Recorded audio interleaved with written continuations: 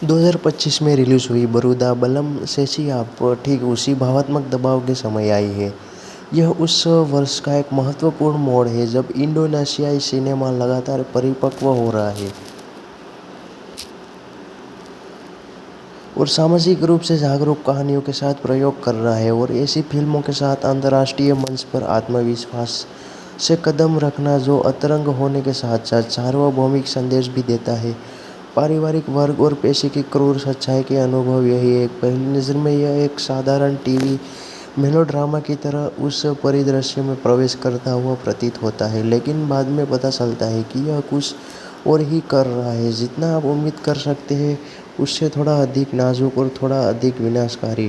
कहानी का अधिकांश भाग एक साधारण से गांव के बीच में घटित होता है, पश्चिमी जावा के बाहरी इलाकों और जकार्ता की लगातार बढ़ती अराजकता के बीच बस एक 60 वर्षीय गांव की कहानी यह फिल्म बयां करती है। वह सफाई कर्मी जो हर सुबह बाजार की सफाई करती है जब पहाड़ियाँ पर अभी भी कोहरा छाया रहता है। उसकी पीठ झुकी हुई थी लेकिन उसकी हरकतें सधी हुई थी। झाड़ू चलाने का अंदाज लगभग लयबद्ध था, मानो उसकी नीरस काम में एक तरह की शांति में बदल दी हो। इस शुरुआती दृश्यों के दौरान खुद को मानसिक रूप से स्वस्थ रखने के लिए एक अनुष्ठान। निर्देशक के बारे में थोड़ी बात करते हैं, क्योंकि अमन प्रेक्षियों ने अपनी पहली प्रमुख फीचर फिल्म में ऐसे विकल्प चुने हैं जो यह नहीं कहते कि मुझे देखो, बल्कि धीरे से कहते हैं कि मुझे देखो। वह अपने साथ जो कुछ भी ले जा रही है उस पर उसकी नज़र वह सिटी के दृष्टिकोण के करीब रहता है।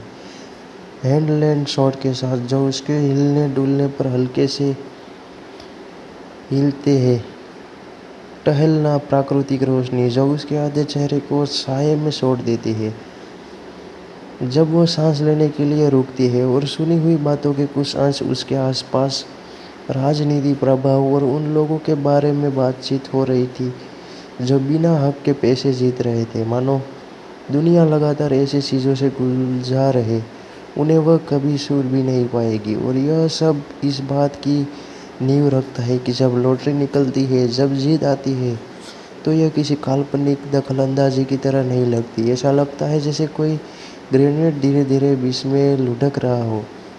एक नाजुक जीवन का जिस तरह से फिल्म लॉटरी को संभालती है वह बेहतरीन तरीके से लगभग नाटकीयता विरोधी है। टीवी स्क्रीन का कोई स्लो मोशन शॉट नहीं, उसके नंबर पुकारे जाने पर कोई जोशीला संगीत नहीं, उसके बजाय सीटीआई अकेली बैठी है। उसके लकड़ी के घर का छोटा सा कोना, एक अकेला फ्लोरोसेंट बल्ब टिमटिमा रहा था। टेलीविज़न के रंग फीके पड़कर बेजान हो गए थे। हरी भरी आधी अधूरी बात सुनते हुए वह एक पुरानी कबाया की मरम्मत कर रही है, और साउंड डिजाइनर एंकर की आवाज़ को बस एक और आवाज़ बना देता है। पृष्ठभूमि में शोरगुल चल रहा था, तभी अचानक संख्याएँ उसकी नज़र में आ गई।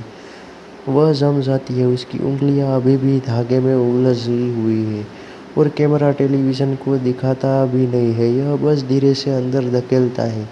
उसके चेहरे पर भाव थे जब उसने कांपते हाथों से अपनी जेब में हाथ डाला और खरीदी हुई लॉटरी की मुड़ी हुई टिकट निकाली। अचानक मन में ख्याल आया, पर क्योंकि दुकानदार ने मजाक में कहा कि उस दिन वह भाग्यशाली लग रही थी, और ठीक वही संख्याएँ उसे घूर रही थी।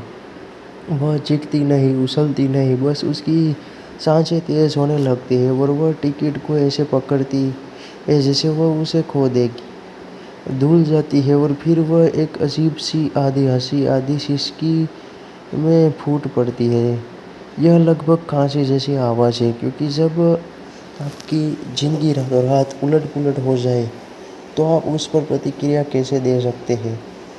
दशकों से यह सुनते आ रहे हैं कि यह आपके जैसे किसी व्यक्ति के लिए ऐसा कभी नहीं करेगा। फिल्म इस मामले में जल्दबाजी नहीं करती, वास्तव में अविश्वास, घबराहट और धन प्राप्ति की नौकरशाही पर ही सारा ध्यान केंद्रित रहता है।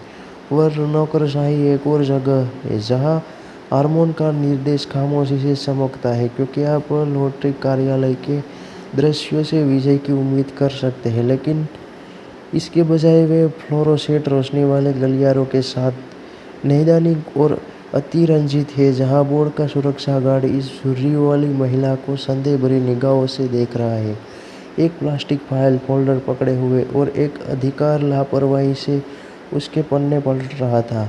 वह दस्तावेजों को इस तरह प्रस्तुत करता है मानो वह हर दिन 10 अरब रुपया जीतने वाला, लेकिन इसका विकल्प को तेजी से समझता हो। तकनीकी शब्दावली से भरी वह बड़ा सा जिसे वह लगातार सहमति जताता रहता है, हालांकि उसकी आंखें खामोशी से यह स्वीकार करती है कि वह शायद समझती है जो कुछ कहा जा रहा है उसका आधा हिस्सा